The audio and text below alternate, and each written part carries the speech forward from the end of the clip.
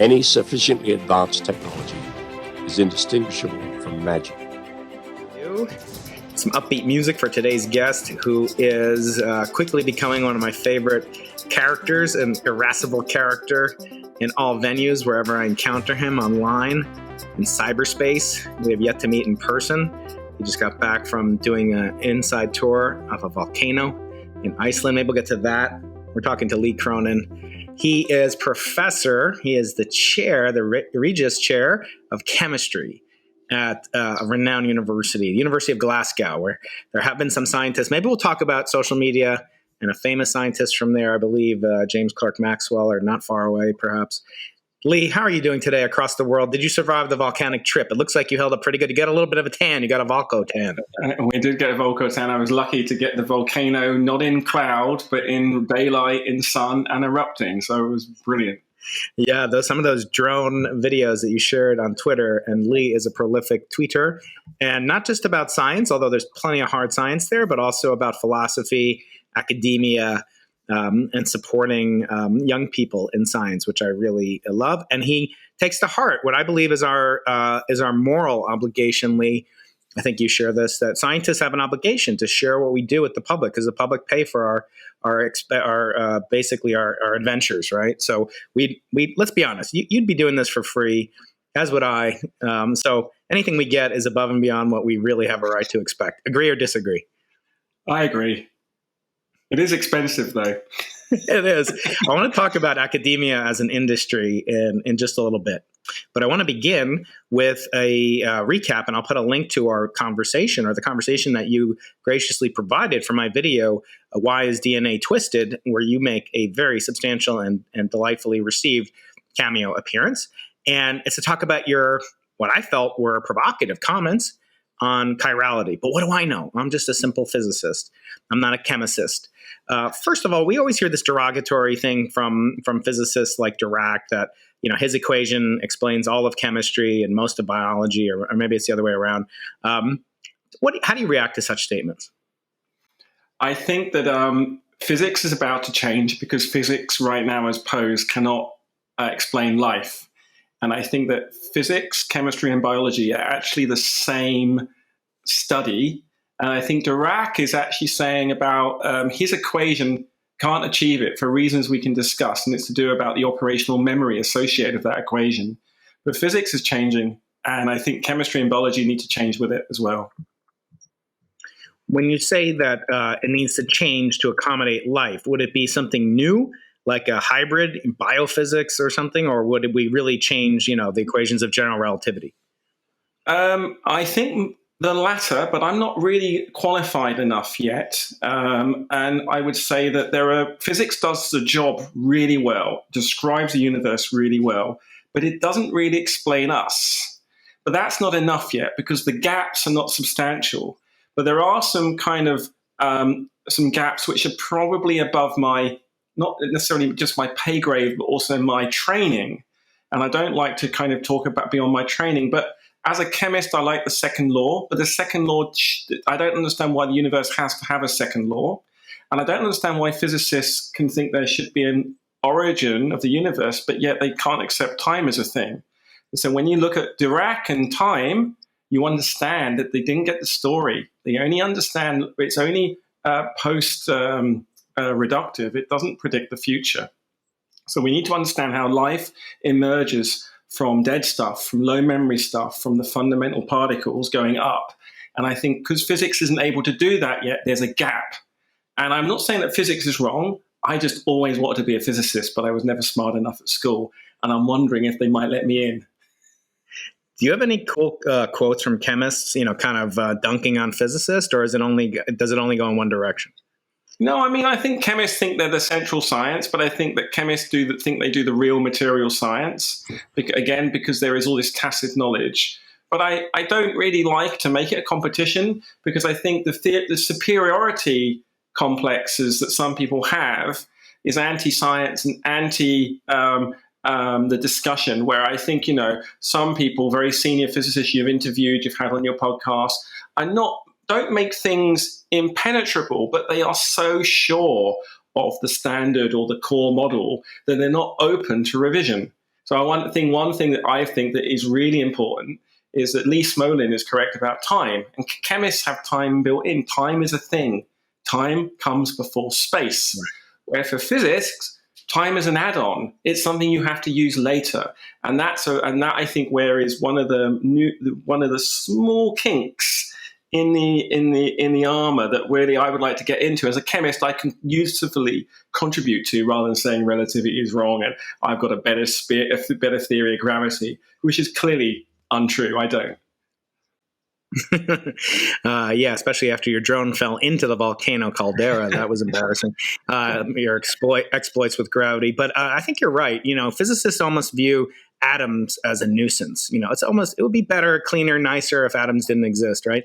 Time is somewhat more problematic. As you say, there are people that have statements about time, as you noted, and Lee Smolin has an idea about time. And I almost feel like time might be like consciousness. Like, we're not ever going to develop a really solid foundation for either one. It's basically pointless when you hear about things in entropy, the past hypothesis, when you hear about, these are just like last gasps. And I want to get into that when we talk about religion, because obviously religion has a much easier way of establishing initial conditions than physics, math, or chemistry. But you're absolutely right. And I think you have this way of looking at things that is very foundational on one hand, but very, very grandiose in a good sense, in that you're looking at these big picture topics. And I think, I really didn't appreciate until you and I started our discussions that, time is really intimately connected to these atoms that are so pernicious to physicists, in that we really wouldn't have a way of distinguishing the past from the future. We always talk about a pendulum, swinging back and forth. Can you tell me where the pendulum swung back and started swinging? No. Can you tell me if the movie's going in forwards or reverse? No, you can't tell me that. Unless you look at their infrared signature and you see, well, these things are warming up in an atmosphere. Now, if there's no atmosphere, you still can't determine the arrow of time. But we put these things in by hand, and it sort of feels like it is becoming, hopeless or pointless. And that the more we hear about it, the more we're getting back to fundamentals, so to speak. But then everything kind of has to emerge by fiat. So what do you think is the ultimate, if chemistry were separate from physics, what would chemistry tell us, just as chemistry, without relying on physics or time? And what would it tell us about the origin of life? And maybe first of all, what is life if you were a chemist? Okay. Well, there's a lot there. Yeah. I think the time question isn't hopeless, but I think I sense that's another podcast. So let's just restrict ourselves to chemistry. I would say what chemistry is able to do is to record configurations, what's happened in a previous point, and because of the way that combinatorial explosions happen, that those combinatorial explosions basically start to provide an active memory. I would say the physics has a very low memory to do stuff with. Then chemistry gives you a bit more memory. And so that means you can connect atoms together. You can make molecules, you can make polymers, you can put in sequences, and they can read out current conditions, the environment, and then something about the environment causes those molecules to be challenged, to be burnt, turned back into their constituent atoms, or to survive that attrition and maybe somehow act on the other molecules. So what you get is this interaction between matter that's undergoing a increase in the number of bits associated with its history. And then this is what we don't understand. What I think chemistry can offer physics and then maybe biology is that life is not an on-off switch. Life seems to be a continuum of information that is collected in a molecular memory that is collected in the past and then can act in the future to basically open up the state space. So it's almost why, and that's why my notion of time goes back to physics, because suddenly physics without chemistry has no future in terms of the state space doesn't increase. Chemistry does something weird to what Stuart Kauffman and Sarah Walker and others would call the adjacent possible, in that there are things you can imagine or the molecules can get access to. Just merely the act of having access to those configurations allows other things to be possible that weren't possible before. This is a really hard concept, and to start to get there, we have to make the transition from chemistry to biology. But let's keep with chemistry. why is it that chemistry might give the answer to the origin of life? Well, it seems to be that I would say something heretical, even though I'm supposed to be a chemist. I would say that origin of life on Earth has nothing to do with chemistry per se. It's just the lowest level which life could emerge in a substrate seems to be with atoms connected together on Earth. That's all we know. So that means we have covalent bonds, non-covalent interactions, and we can start to have a memory of the past to unravel the present. And then at some point, when the attrition in the environment, you've got the erosion, things being protected, you've got molecules basically being burnt, molecules becoming bigger and bigger. But then once those molecules become functional, when they can work together in networks, maybe in a cellular object, maybe in a soap bubble, maybe in a piece of lava, suddenly you have a network.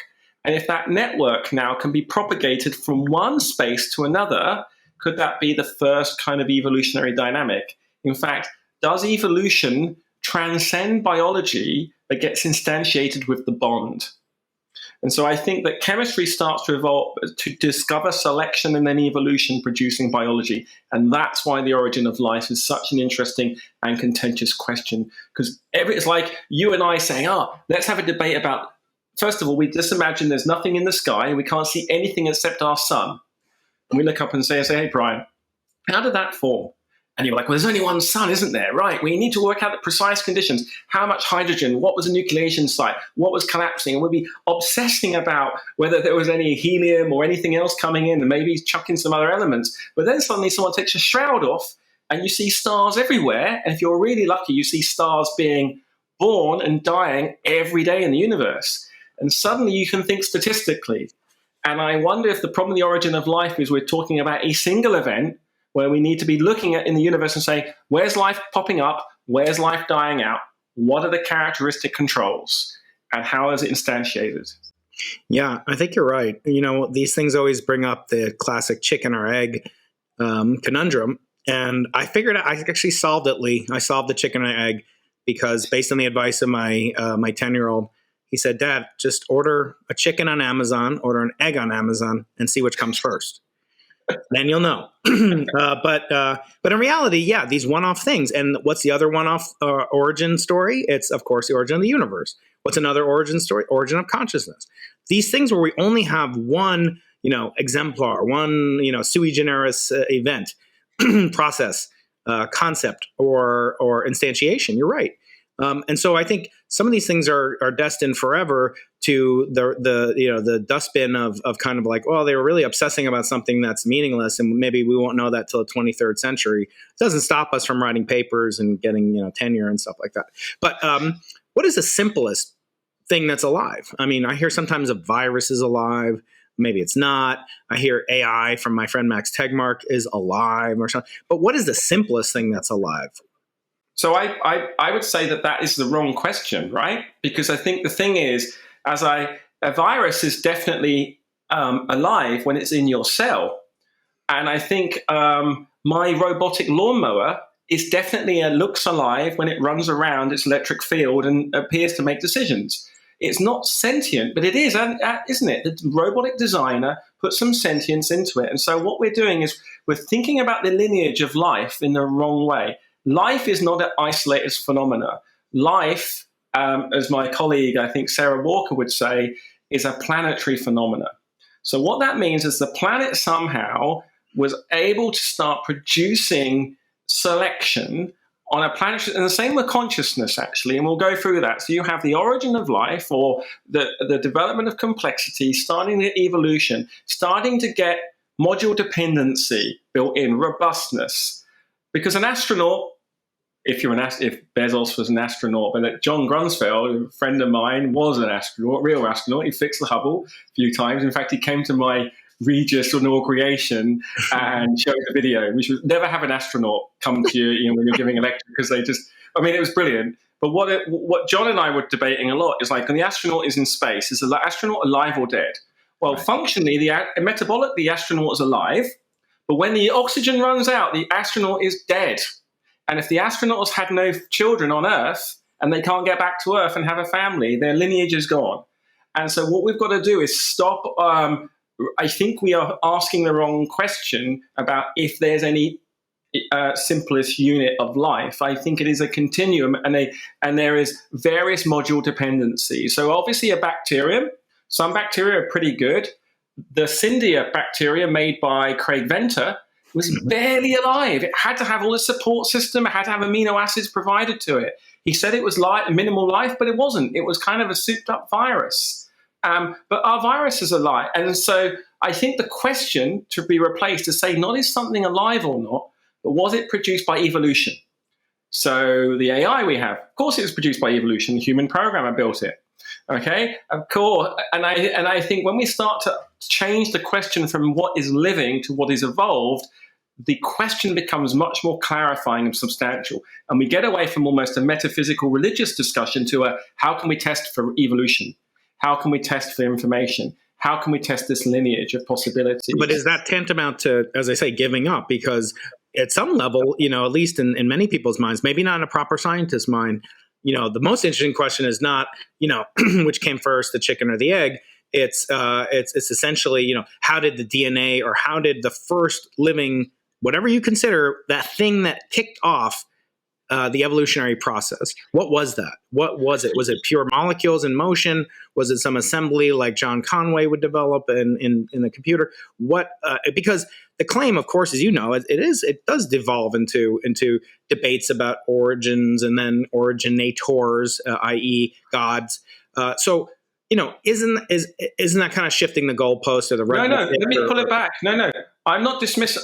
I'm saying life is like the emergence of life in the universe should. My feeling is, my hope is, my intuition is. Okay, these are all unqualified.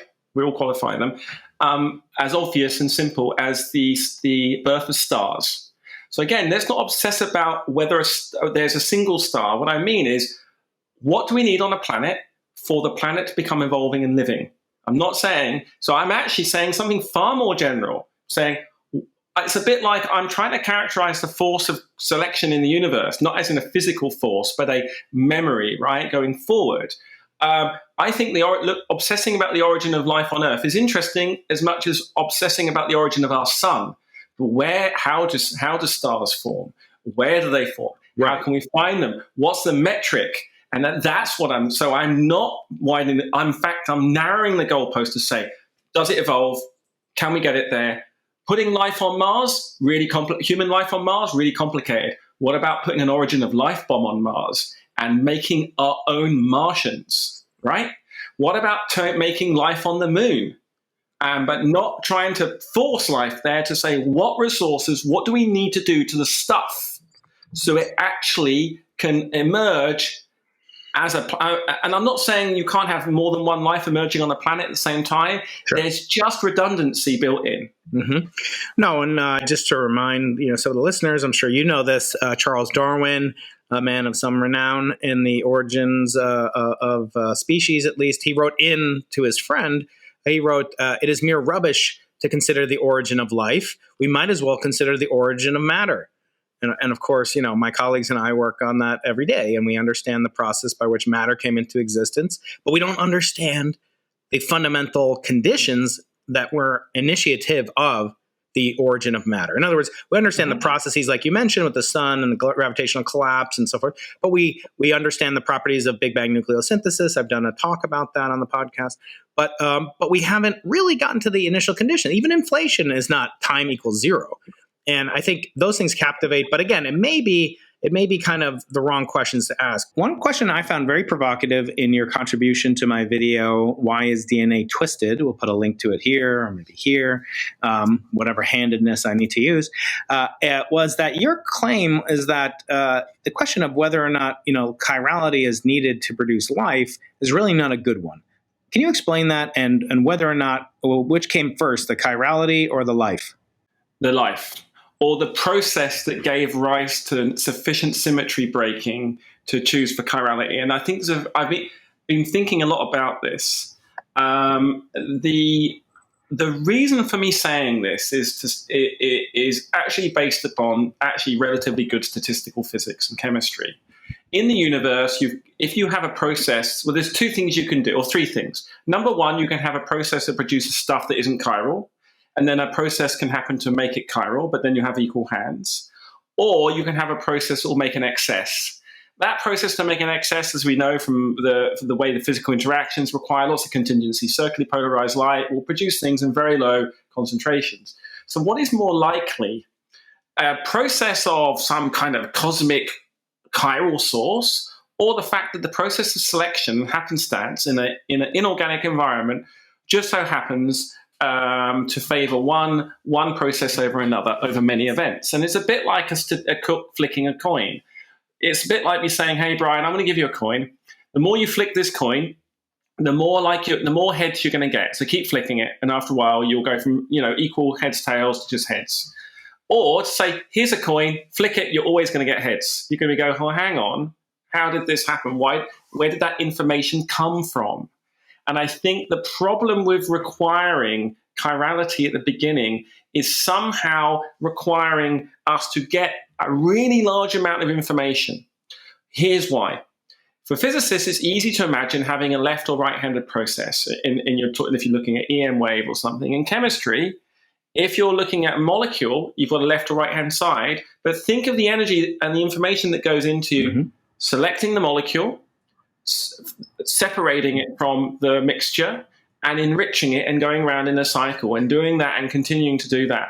And when you think about the state machine or the evolutionary machine that's required to do that, the statistics doesn't add up. It can't happen spontaneously. It's like asking for a broken egg to rebuild itself. It could happen if you're a very, very optimistic and long-lived statistician, but it doesn't. The second law doesn't allow it. So the reason why I'm very sure that chirality is not needed is we need energy and fluctuations and processes, and that will give rise to a chiral excess as a selection dynamic. Now, why? Well, as life starts to make molecules and configurational space is searched, there is utility becoming handed because it's easier to fold. It's easier to plug and play. It's easier to have a kind of lock and key relationship with the molecules. Whereas if all the molecules were disordered, you'd get no selection. So selection produces chirality, and chirality does not produce selection because it's in the wrong. So it's almost teleological in nature. My question I've always had for a biochemist, or I know you're technically an inorganic chemist, but you dabble a lot in organic chemistry or synthetic synthesis of life. Why is folding necessary? I mean, I always hear it. It sort of seems just like a tautology, like proteins have to fold to activate, and then, but obviously proteins had to be made originally with. I don't want to get into any more. I'm actually quite sick of eggs and chickens and so forth. They make me nauseous. It's just. Think about the process of assembly. Let's just say we're going to have a polymer. Let's just say the polymer has got some amino acids, and let's restrict ourselves to a small number. And you want this polymer to fold up, say, into an X or a Y or a Z. Let's just say that.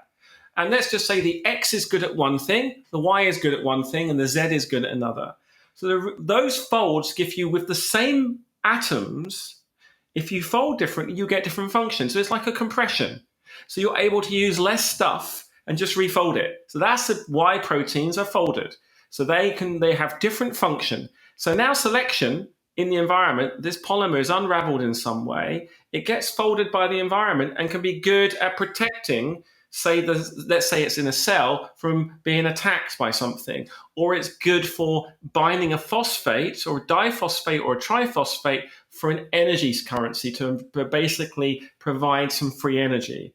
And so what you've got is you need to reuse this material. It's a bit like saying we could make our alphabet bigger. In fact, abandon the need for an alphabet, and we'll just basically teach each other words without any compression.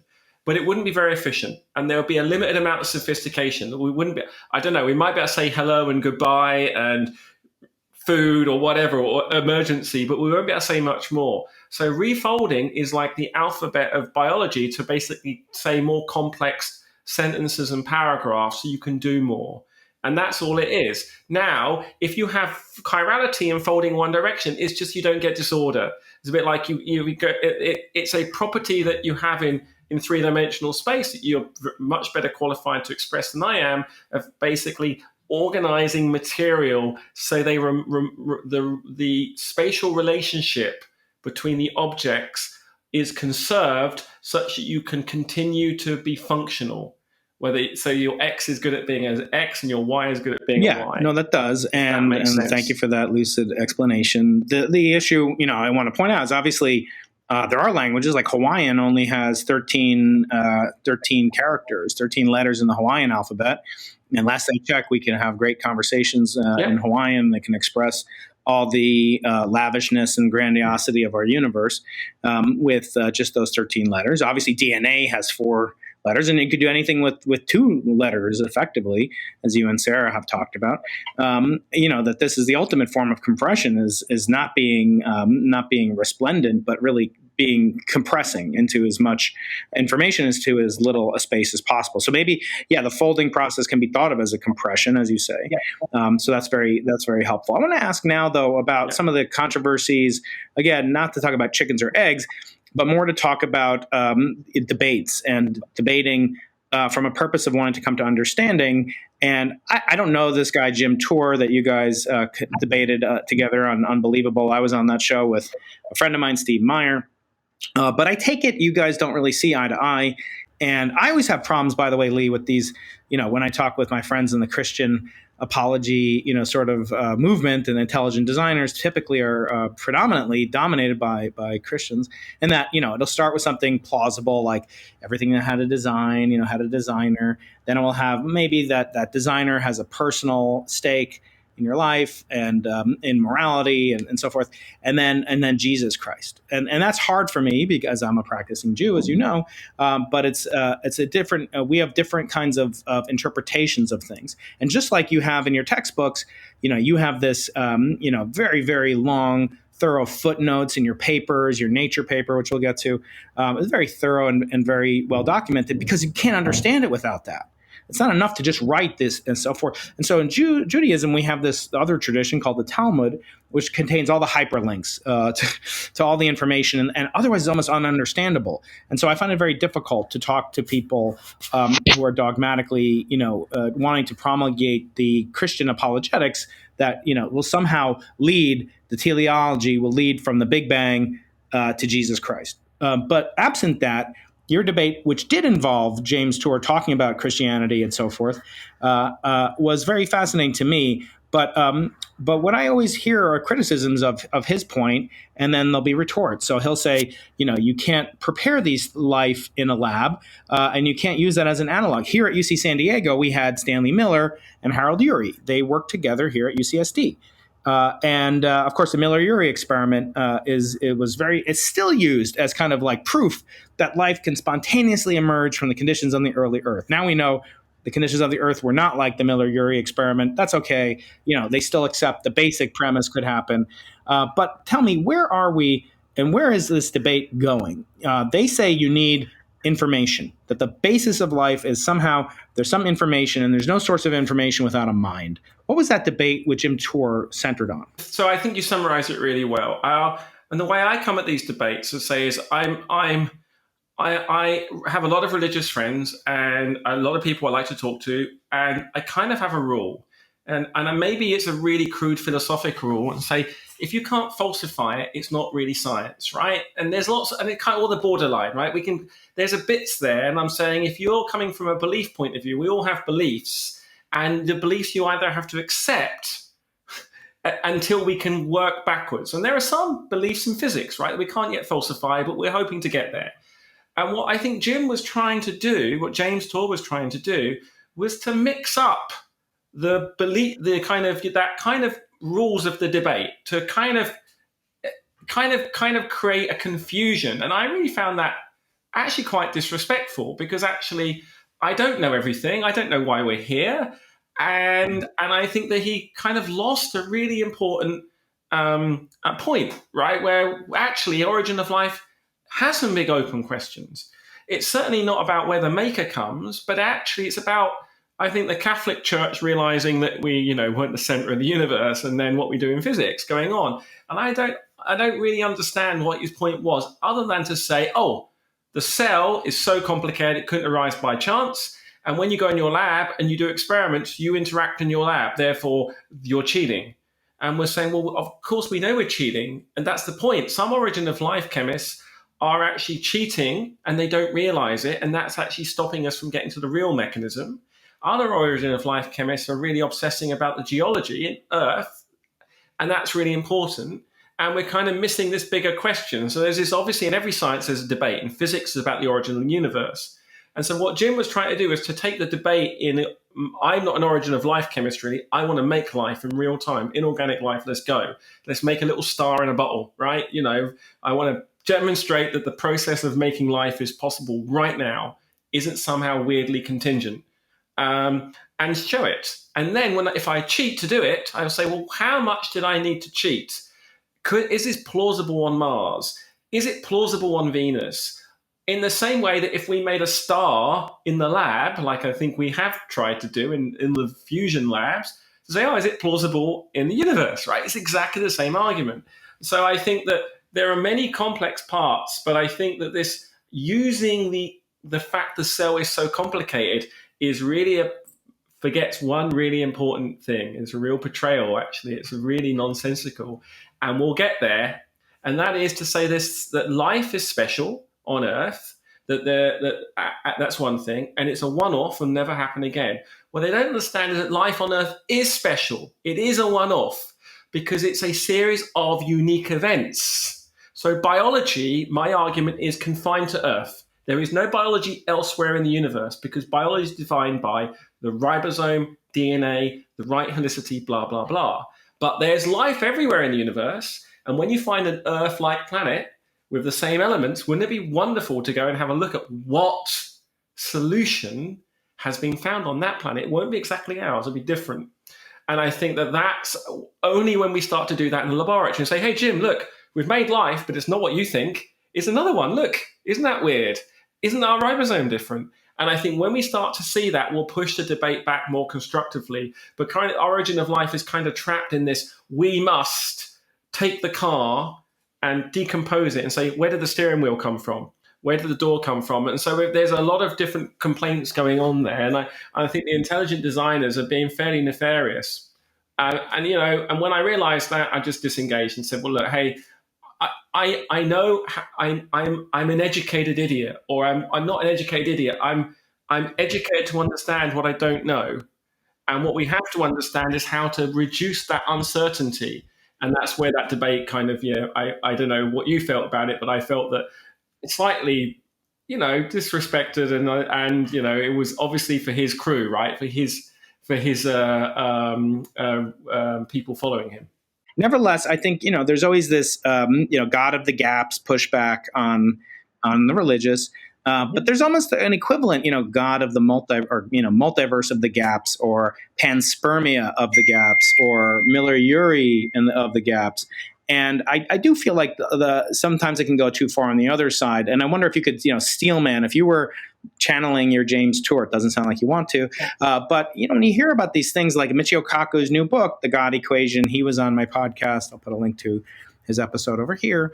At the end of it, he talks about, Thomas Aquinas's questions about design.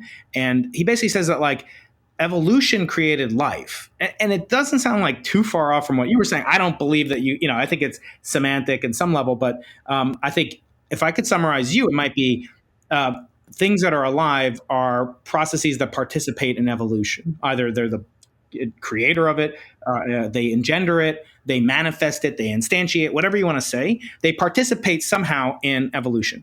However, on their side, they're saying, well, you don't have evolution without information. You have DNA, it has information. You find a watch, it was obviously put together. Even Fred Hoyle, who was a famous, atheist most of his life, he made the 747 argument. He made arguments about the fine tuning of, as we know, the carbon miracle that allows carbon to form in this very narrow resonance, the Hoyle resonance. So can you steelman their position? I mean, is there anything besides the God of the gaps that they have going for them, or is it really just a matter of time before we, as scientists, really come up with an answer to these ultimate questions, which I think are deservedly given that title of. I think you're right. We will come up with a solution to that, and I think it is hard to still man it. But I'll do one because I think we'll do one because actually that plays into what I'm trying to do as well in trying to de-anthropomorphize the origin of life studies. So right now we're saying, okay, it's easy to imagine that once we solve for RNA, that basically the problem is done. Okay. And what I would argue from their point of view is RNA is quite a complex molecule and it's hard to get there. And why are we demanding RNA? What we should be saying, because the RNA is saying, no, hey, we don't care about RNA. In fact, we don't care about the molecules at all. What we care about is the process of selection. Selection starts with, quarks. It does. There's just not many states to go, right? As you know, then you get your atoms and then you get your bonds. And when you get bonds, you get molecules. And when you get molecules, you get a combinatorial explosion. And then you can get selection. And as soon as you get selection, you start to kickstart the process of evolution. And what biology is merely an efficient funnel for fast evolution. And it's a bit like the slow accretion of information. And I think what we have to do with the steel manning of the RNA looks improbable. But then when we realize that RNA is improbable, but we go all the way back, but we don't need information at the beginning. We just need molecules bumping into each other in some rock, some symmetry breaking that occurs naturally, accretion of that, and suddenly random fluctuations turn into information. How? So let's say I randomly push a piece of snow down a hill and it bounces off a wall and builds a snowman. I only recognize that to me as snowman after the fact, right? It's suddenly that random event. But let's say building a snowman allows a snowman, because it can then, tumble over in a certain way, can make other snowmen. And suddenly that snowman can then go back to the top of the hill and make another one. So when a random process gives rise to a replication randomly that stabilizes that process, so it can go back and then undergo selection through mutation, that's how you get life from nothing. And that is what we have to do in the laboratory, nothing less than we have to literally break the second law, but we don't. The second law doesn't need to be broken because time exists. And when time exists, you don't need a stupid second law, right? But you then show this accretion of information, and that's how it works. And to get away from time and breaking the second law, just provide some energy. So if you have an energy source and stuff, you will get memory over time if you get a combinatorial explosion in molecular space. So that's kind of a way of actually steel manning it, saying RNA is not the answer, and then showing how chemistry can provide routes to not just one origin of life, but many. And my job, my colleague's job, the job of science, we need to go make life in the lab, many different life forms, not just based on this life we know now, but it will be different. And that's going to be exciting. If I can go to my lab tomorrow and show that evolution can occur in a completely different system, even if I created it, I think I would be able to convince most skeptics about origin of life, not that had a religious angle, that the phenomena of selection works beyond biology. A round bottom flask, a piece of glass, a cavity, some energy, some stuff. I think no one would deny me that. What do you say to those that say, we have no example of life being produced from these situations? Even if you were to do it, the Craig Ventnor, who's a neighbor, kind of in La Jolla to UCSD, those that say, well, you started with these highly purified reagents that you bought from Aldrich or Fisher, and then you put it in a autoclave test tube, and you prepare. It wasn't like Darwin's warm little pond very much at all, right? So what about that objection? Well, so that's very important, and that's what I'm saying. Steel manning it from the RNA point of view, that is correct. I don't like that. I think that it's too much like saying, trying to, understand someone's art exhibit, and they say, they put this here because of that reason. No, what we're doing in my lab, and this is where Miller-Urey went wrong, right? And this is where origin of life actually became origin of life in astrobiology is still pre-paradigm, right? We don't know what life is. So it's great that people love it and working on it, but we just don't know what it means. It's like the same problem as electricity, right? We know there's sparks out there, we know there's charge carriers, but we just don't know what life is. So what I'm doing in my lab, and lots of new labs are doing, is we are generating taking the simplest molecules, So least number of bonds, and basically turning them into crap, just making tar, just making a mess, and then showing over time, recursively in cycles, that mess not only doesn't get messier, it gets simpler and more complicated. So this is really important. You're saying, well, hang on, but isn't a mess complex? Sure, but a mess is not highly complex. It's just a mess.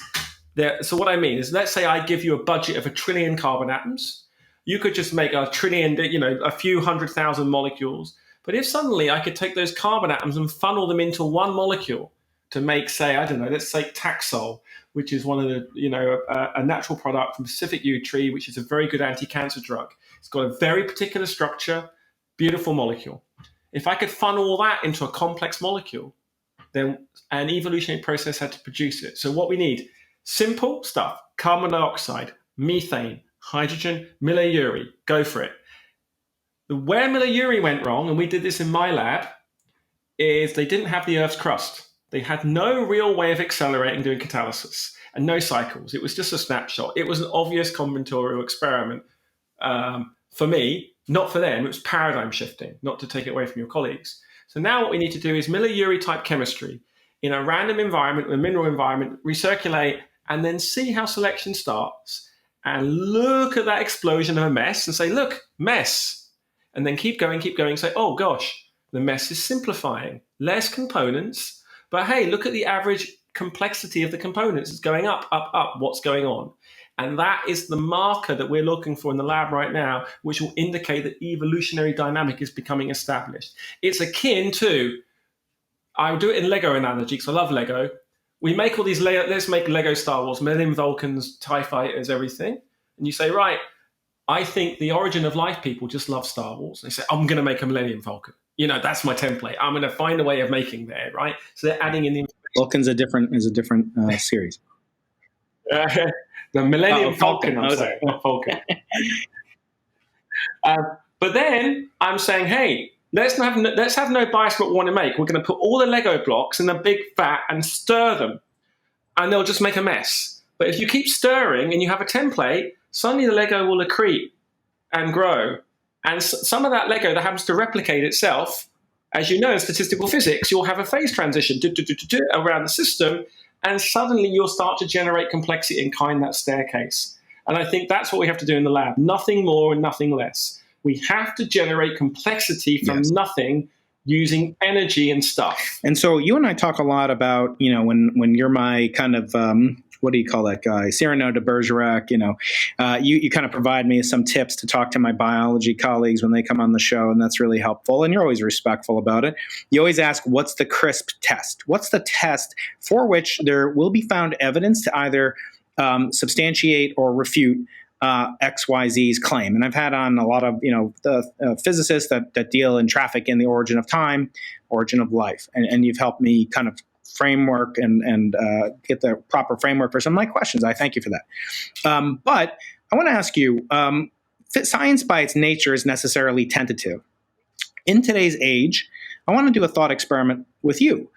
Take you back to your countryman, a young James Clerk Maxwell, and he's operating in 1864. And he comes up with 4 equations, which Oliver Heaviside and others would later transmute to the world, literally, and revolutionize our understanding of fundamental forces of nature and the unification of forces as well. And these are, of course, the famous Maxwell's equations. There's 4 of them, and they're beautiful. Now, imagine Maxwell's around, and Twitter somehow was around back then. And Maxwell is there, and he, like you, is a Scotsman who's not afraid to tweet and share his bold opinions and his genius with the world. And so he says, I have this new theory, and I know what you're going to say, but the way that it works is there are these little gears, and there are these little whirlpools in space, and there's this ether-type substance, and we don't understand that. And then he would have roundly been laughed out of society, right? And we would have had a complete devastating effect on our understanding and progress in physics. You talk a lot about, ideas and how to test them. But imagine we applied the Cronin test. to Maxwell in 1864. He would have flunked it because there are no little gears and stuff, and so you would have thrown the egg out with the bathwater, right? So tell me, Lee, where do we draw this line between necessarily tolerating a theory for some amount of time versus, putting the hammer down early so that we can get onto right thinking in a more proper fashion? Yeah, that's that's not just a question for kind of, chemistry, it's for all science, right? For the way we're doing this. And I've been thinking about this for a very, very long time and worrying for all my entire career. I've always wanted to kind of get to this point where I wanted to make a life form and understand I've made it, right? So there's a big problem right now is like I could go in my lab and say, hey, Brian, just come in my lab. Isn't it cool? We've got chemistry. Everyone will be like, cool, Lee, chemistry. Even looks like you've got some life form. And they'll say, well, I've got this life form, look. And you'll be like, well, prove it. I mean, how do I know that this has done anything? You're just not faking me out. You've just added something in. And I think that's that process you described. How can we allow the idea to be played with? So what is my theory? So my theory is that selection occurs in the universe naturally, but until you make until you make molecules that can store information by happenstance, you can't get selection. So what I need is molecules, and then I get selection, and selection acts on a combinatorial explosion and then reduces it somehow in a network and start to produce a dynamic where we can get selection. You're like, right, Lee, great idea. Ether, cogs, how do we do it? So what I realized many years ago, and I suppose I invented the theory much longer ago than I'd actually realized. I invented a theory called assembly theory. And it came like this, which was I got really fed up with information theory in physics and computer science because everyone kept using the observer. The God in the physics was the observer looking down and counting and assigning states. And I was like, well, imagine the observer emerges. So what I wanted to try and do is to say, okay, if I find a molecule, how do I know that molecule? And this is the bad word, but because we're talking about Jim Tor and the steel manning things, how do I know the molecule has had a creator or has been created by an evolutionary dynamic or is produced randomly? And this was a question I played with for many, many years. And what I realized, and I'll take a segue. So I'm going to go back because the problem is this. We have some people saying there's phosphine on Venus as evidence of life. Could be, but does life on Earth produce phosphine? No, not really. Not at all, in fact. Not proven. So it's a bit weird. Yeah. We've found it associated with basically phosphine is produced when you have a reducing agent and some phosphate. So they've found phosphine in bird feces and in some bacterial mats. Of course, it's a reducing agent. You add it to phosphate, it makes a smell. That's not the same thing as saying biology makes phosphine, because it doesn't. Biology makes carbon dioxide, oxygen, methane, all sorts of things, but it doesn't really make phosphine. It might by accident make phosphine, but not by design. So then there's an argument, right? Let's not dismiss it. Let's say phosphine is a viable biomarker. Then let's talk about the Viking mission. Then let's talk about arsenic DNA. All these things suffer from the same problem. So I was inspired by the CERN machine. They were brilliant, right? We've got this theory of the way the universe works, right? There's the standard model. Play with the standard model a bit, and we can simulate how that standard model may work. Now, if we've got a simulation, we can build an experiment. We'll build an experiment, and we know what energy range to go to. And then for like 30 or 40 years, good energy range. Thanks for that 2 billion euros or Deutschmark or pounds. Can you give us another 5 and we'll get the Higgs? We'll go to 128 point whatever GeV, and we'll find it. And I was like, oh gosh, we don't have a standard model of life. We don't have a theory of life. We don't have a model. We don't have a machine. So I've taken a bold step and said, right, my model is selection in the universe in molecules. I'm now going to say, how much do I need to simulate it? And I'm going to think about to then have a simulator. And then I'm going to make a machine in my lab, and I need a detector. In your case, it was detecting a peak energy spectrum or whatever. I'm going to detect complexity. How do I do it? And that's how we came with the molecular complexity idea. And I worked backwards. I said, right, I'm going to take molecules that I can only find in biology. Let's take natural products. So if we take something like Taxol's relatively big molecule.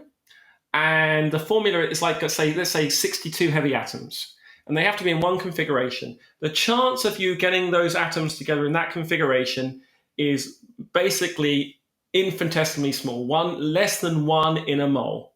So what that means, if you find Taxol in any detectable amount, there must be a process that made it. And can I then detect the complexity of Taxol? Well, yeah, I use an instrument I made in my lab. It uses a thing called a mass spectrometer, and you cut the molecule up into fragments. It's a bit like you take an iPhone and hit it with a hammer gently enough to not destroy it, but to break it open so you can count the pieces and go, oh, there's something in there. Boom, break it. And you can select the iPhones. So what I've come up with is a way of determining the intrinsic complexity of a molecule and making a metric for it. And that's what we did for astrobiology. And we're now using this system to go and look for life in the lab. And I'm pretty confident that we will generate evolutionary dynamics and then larger that scale. So how we tested it, I'm kind of jumping a bit. We had this theory for the complexity of molecules. It's intrinsic. You do not need to know anything about the molecule. It just tells you about the number of different bonds. So you can select the molecule. That's one thing.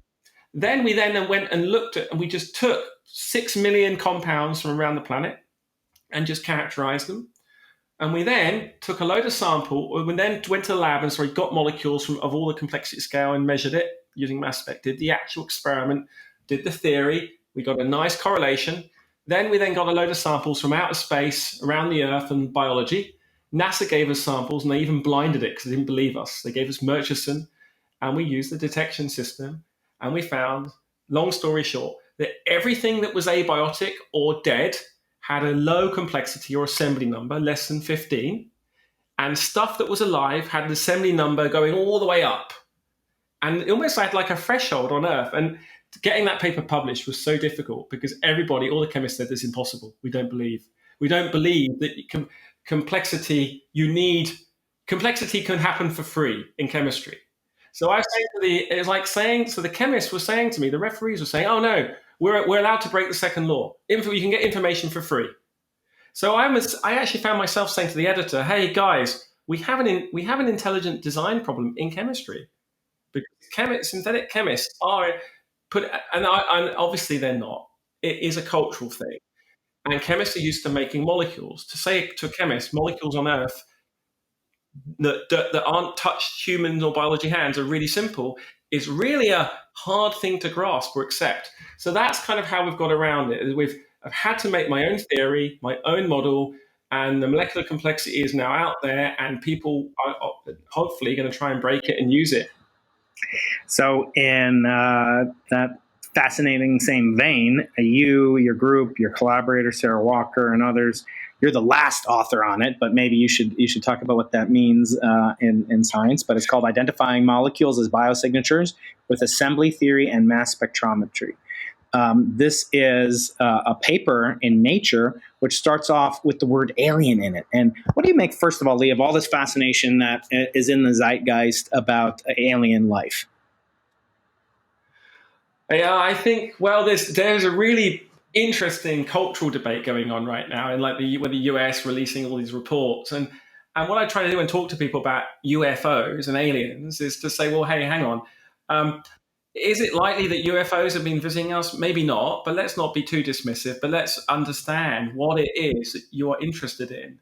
And I think rather than me being as dismissive to the UFO kind of believer as to the intelligent design believer and say, hey, what are you looking for? Why are you interested? Because the thing that I think maybe the thing I missed with Jim is to not just to argue from a point of view of science is going to solve the problem, to say, you want meaning as much as I do. And in the UFO, I think the UFO thing right now is exposing people kind of how they react. And let's say we are successful. Let's say we understand the origin of the universe, where life is likely to be, and we find new life forms. How is that going to, or we make it on Earth, how is that going to affect humanity and our society? So I actually think that the current zeitgeist is really interesting, although I think it's unlikely that UFOs are visiting Earth for all sorts of good reasons that you've debated, and I'm certainly I'm not going to say that things are the impossible is really impossible, because let's not do that. That would be against the podcast after all. But I would like, I like to think about within the bounds of possibility. So I think that people really want to know this stuff. They want to know if they're alone in the universe. They want to know if aliens exist. So if I can make an alien in my lab, like as in an alien, as in a new life form that uses different elements and looks different, that will be profound. If I can then help NASA find, or ESA or anyone find life in the solar system, most likely in the outer solar system, I'm willing to bet your house, not necessarily my house, on the fact that chemistry will be different. Really sure. And if we find that, it's going to tell us something really profound about our place in the universe and our own meaning. And I think, Jim and you and myself and my colleagues, we're all entitled to our own little bit of meaning, but let's share it in such a way that we can expand our horizons, because we need to understand where humanity is going. If life is a planetary process and global warming is a result of everything that's going on, how can we work together to avert the coming problems associated with it? How can we do all these sorts of interesting things? So the fundamental science, meaning that we get paid for, what we would do for free, as you pointed at the beginning, suddenly becomes really relevant to people saying, well, what am I doing here? And I love doing that. I mean, I love that debate. And I think it's important to be open-minded and respectful. Yes, indeed it is. Let's talk about this paper. We only have a few minutes left in this fascinating conversation. We're going to have many more, I hope, Lee, maybe in person someday. Identifying molecules as biosignatures, leading off with the word alien in the very first sentence, which is rare. I mean, I've had a lot of papers rejected from Nature. Maybe I should put aliens in the title or in the abstract. Talk about this, making de novo life in the laboratory, and what is this possibility that you and Sarah and your wonderful team have really maybe unlocked for potential use for the first time in history?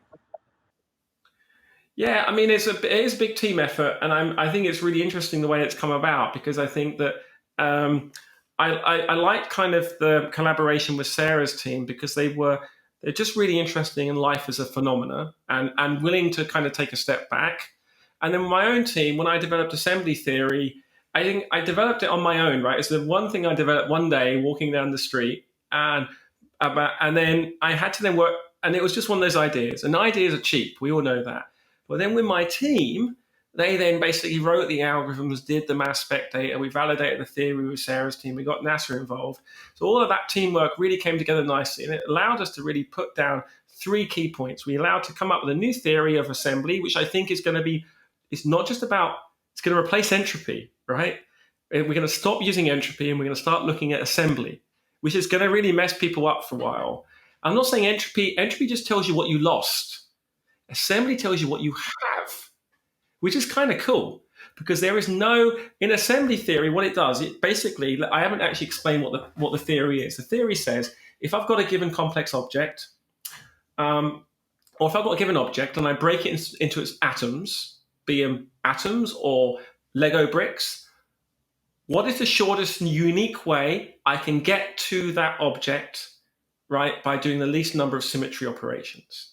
And I'm allowed, once I know a piece of make a motif that exists in the memory, the lineage. So it's a bit like so the way you would take the word abracadabra, I actually got the word abracadabra into one of the figures of the paper, and I show that abracadabra you can actually make by putting all the letters there, or you can say take an A, a B, an R, and A, and then put it all together and show the assembly of abracadabra. So what assembly theory is, it's like what you'd call Kolmogorov complexity, which is like, look at what is the smallest program you could use to write it, but it does something different. Kolmogorov complexity requires an observer. What assembly theory says is, what is the minimum steps I need to make on a random walk? So it gives you a lower bound to make the molecule, so the number of steps. So what we did probabilistically is, if you do more than 15 steps, unique steps, the chances of you doing that in the molecular space is less than 1 in a mole. So a mole is the number of molecules in a mole of, say, of the compound. So if you take water, the molecular weight of water, because it's H2O, 2 hydrogens and 1 oxygen, is 18.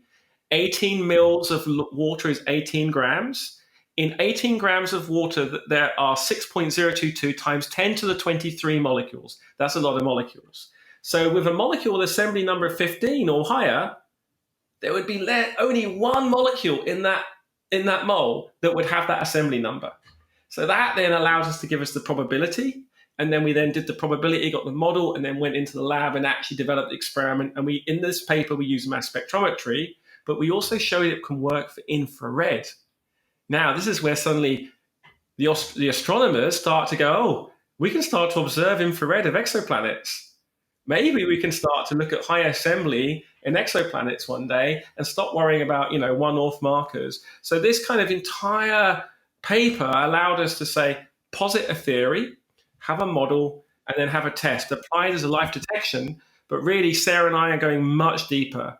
Assembly theory tells you about how physics turns into chemistry and how chemistry turns into biology. That is fascinating. And of course, the ultimate issues of life. And Lee, we could talk for hours, but I don't want to miss the final thrilling 3 questions that I ask all my treasured and guests that honor me with their presence. And so I will now ask you, Lee, are you ready to go into the impossible? Yes. All right, my friend. We begin with the end of your life, which will hopefully not occur maybe ever, but certainly not until the biblical age for righteous people, which is 120 years. That's the age Moses lived to, for those of you questioning at home. And I want to ask you, when you depart this mortal coil, as the bard said, what would you put in your ethical will, not your material will, where all that funding goes to your students so they can keep the lab going, but where would you rank, what would you put in your ethical will for the influence to the betterment of humanity after you're gone? I would like to make sure, or put in my ethical will, enough information that would change the future of the universe, right? In terms of the ability to make humanity more sustainable on Earth, or to make sure we could generate origin of life algorithms so we can make sure that our culture, or I'm turning into Ridley Scott, right? That terrible movie Prometheus, but finding some way of changing the future state of the universe in a way that makes life more exciting for our children and their children, and more sustainable. But I think making it exciting, because what life seems to do is it likes to make things more complicated and more interesting. So if I could do anything to make that happen in a good way, rather than the destruction that some people do, that would be my dream. And maybe that dovetails nicely into the next question, which is about the far future of all of humanity, not just specifically those of your biological and ideological progeny. And that has to do with what Arthur C. Clarke had in the Sentinel, monolith, these kind of strange, almost menacing objects that persist and are first encountered by early hominids in the plains of Africa, and then later are found on the moon. And we don't really know what they're for. Maybe they're a time capsule. Maybe they're a warning. What would you put on such a billion-year-long lasting time capsule? What was the culmination, perhaps, of scientific knowledge that has been accrued that you would like to preserve for all time? I think this is a bit weird, but somehow I'd like to capture in some kind of motif the ability for a life form to take a selfie. Because I think that we don't yet understand consciousness. But isn't it interesting that we all like selfies? So if I could somehow immortalize TikTok, I'm doing that now. I'm going to put it on TikTok. I'm going to put a TikTok or the equivalent of TikTok on that monolith. I don't think you've ever had an answer like that before, but I think the ability to self-reference. If I could find an object in the universe and say, my gosh, this object is the product of self-reference, oh no, I'm not alone in the universe and wasn't alone. The universe did something for me. It's like John Archibald Wheeler's universe looking at itself with an eyeball over the letter U. Yeah, exactly. Which is a diagram so simple, even I can recreate it on occasion. Lee, the last question involves the name of this podcast. And now we're going to go backwards in time, violating the second law of thermodynamics that you love and treasure so much. No comment. Okay, going backwards in time, Sir Arthur C. Clarke's third law states, the only way of discovering the limits of the possible is to venture a little way past them into the impossible. That's the origin of my podcast name, where I am here at UC San Diego, the co-director of the Arthur C. Clarke Center for Human Imagination. I want to ask you, Lee, what mysterious aspect of life perplexed you as a 20-year-old, a 30-year-old, whatever? What epiphany, what great moments of clarity would you tell to your former self to give you the courage to go into the impossible? Advice to your former self. I think I've taken the advice, but a little later is having more confidence to expose my mathematical intuition when I was much earlier, because actually it's quite, although I'm a relatively reasonable chemist now, I think it's quite hard for people to take my graph theory seriously, because it's something that mathematicians do when they're really young. And for someone to have a new insight in their late 40s is kind of, it's a bit late. But I think the experiments will work, and that's fine. But I would say if I could just have the confidence to basically be even more bashful and fearless than I was, I would just maybe have done that a little bit more earlier. I really love cutting across the disciplines. I just wish I'd done it earlier. Well, Lee, I'm thankful you did it at all. Some people never do it. And I'm so glad to know you and be connected to you on Clubhouse and Twitter, wherever else we're connected. I want to thank you for sharing some of your insight, your foresight into our most important questions, the biggest issues in cosmology, in physics, in biology, in chemistry, and beyond. Thank you for sharing that with my audience, and thank you for being a friend of science. Thank you very much for having me on. Any sufficiently advanced technology is indistinguishable from magic.